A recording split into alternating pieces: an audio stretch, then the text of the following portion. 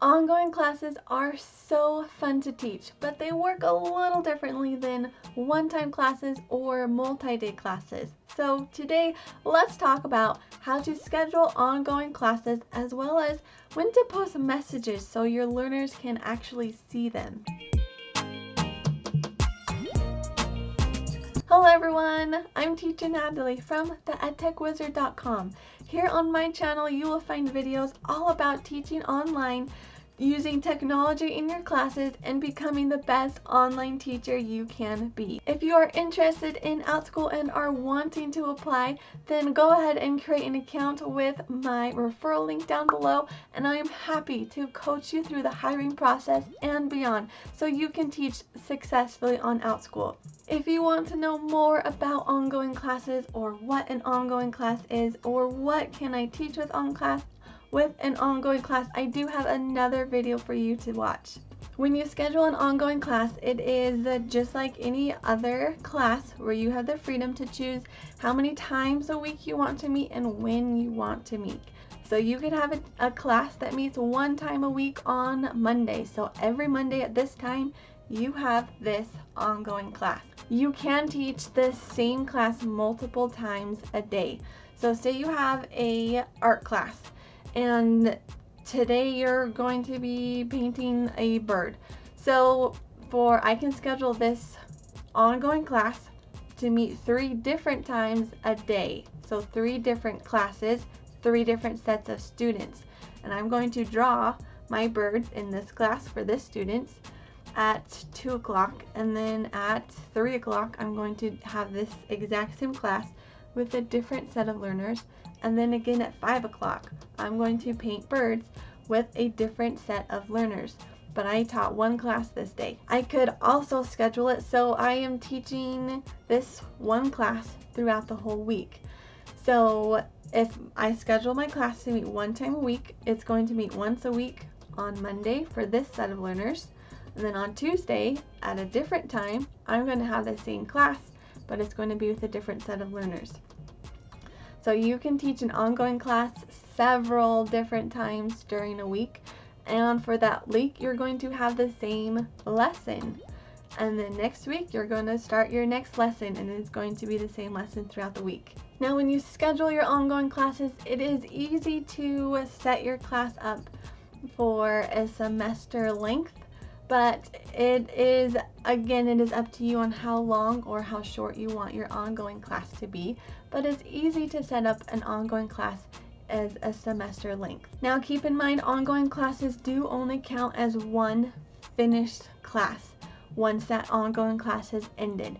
So if I taught an ongoing class that was 20 classes long, as soon as I ended that ongoing class, it shows up as me teaching one class, versus 20 single or one-time classes that when they're finished, they count as me finishing 20 classes.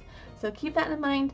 If you teach a lot of ongoing classes, then your total class count is going to be much lower versus a teacher who teaches a lot of single or one-time classes. When to post any messages in the classroom or any supply list is very important for ongoing classes.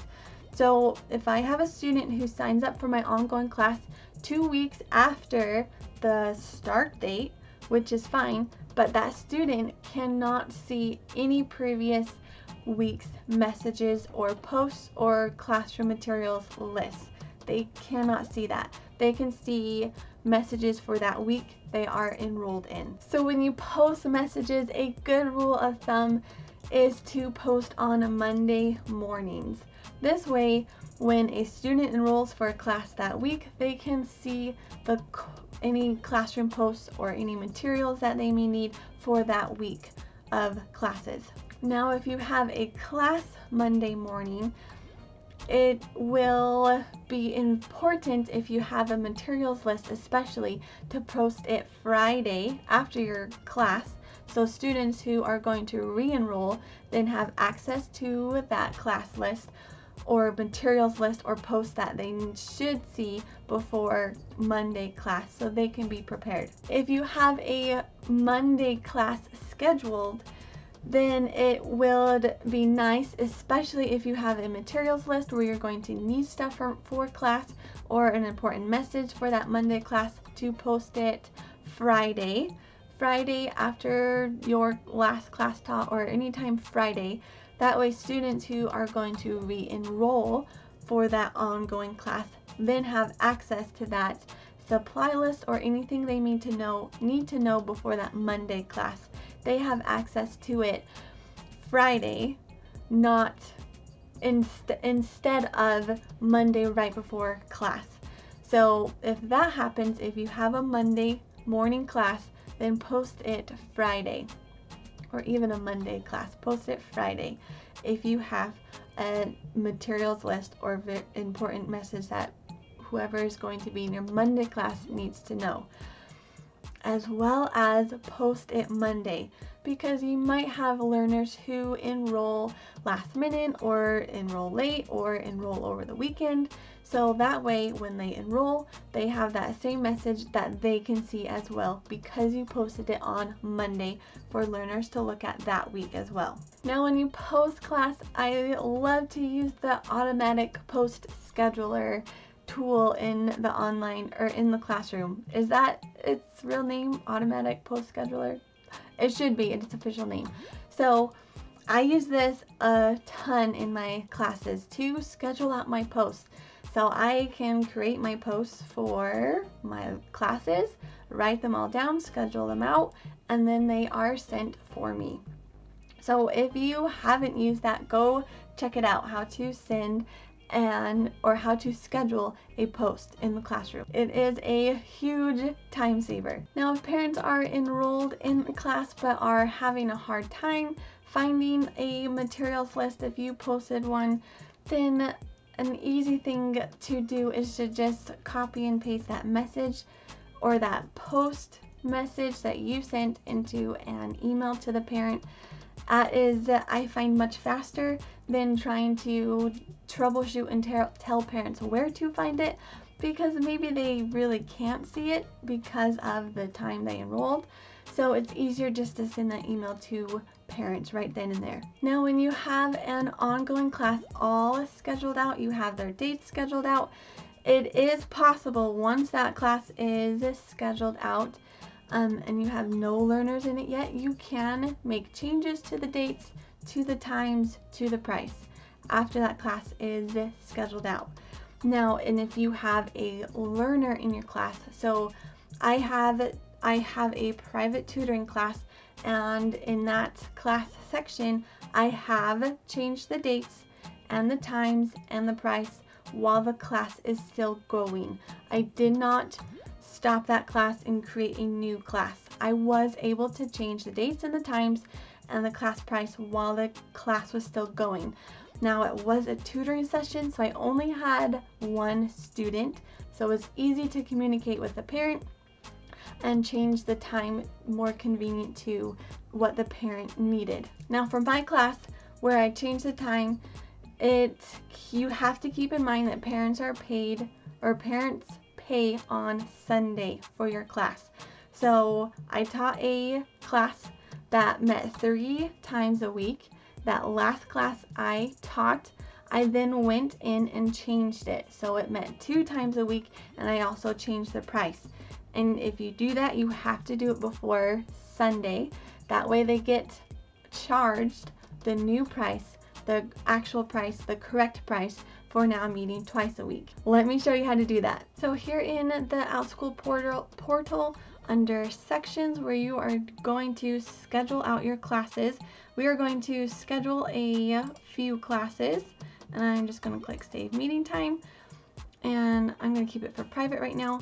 So we're going to schedule out some meetings and then change it.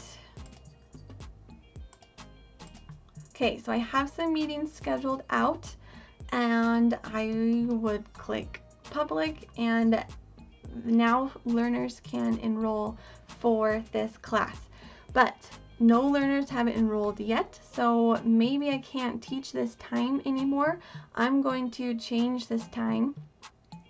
I can either cancel this whole thing and create a new one, or I can just change the times right here, as well as if I am teaching a private tutoring session and I need to either add more times or less times or change the time of day, then I can change it from right here without canceling my section and then having parents re-enroll again. So if I have these scheduled out and then say these two I taught and now I have to change this one to a new time, so I just X it out and then add another meeting time. So I'm going to add another meeting time. This date still works, and then I'm going to change the time. Say meeting time. Oops. Obviously check your calendar. So, and then I will do the same for the next one. So when I did this, I had one student and I was able to communicate with the parent for a time that worked better for them. So it worked. I don't know if I would do this if I had a full class. I would not try to schedule or change the time or the day if I had a full class of students. But whereas this was a private tutoring session, it was easier for me to do that.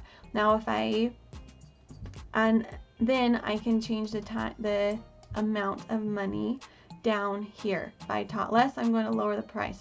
If we add more times, I can add the price as well. So it is super easy to do that and not have to change or create a new class. Everyone, thank you for watching this video, and I hope you found it helpful. If you would like to see more videos like this, please like and subscribe so you will get notified of when I post new videos.